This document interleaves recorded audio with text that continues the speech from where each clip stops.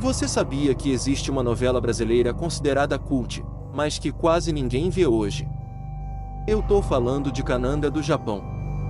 Exibida no fim dos anos 80, essa novela era diferente de tudo.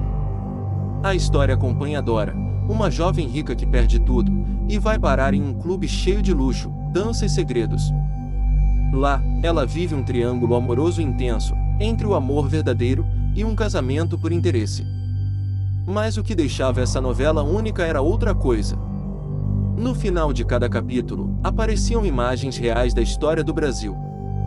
Sim, a novela misturava ficção com realidade. E ainda tinha trilha sonora moderna em plena história de época, o que chocou muita gente na época.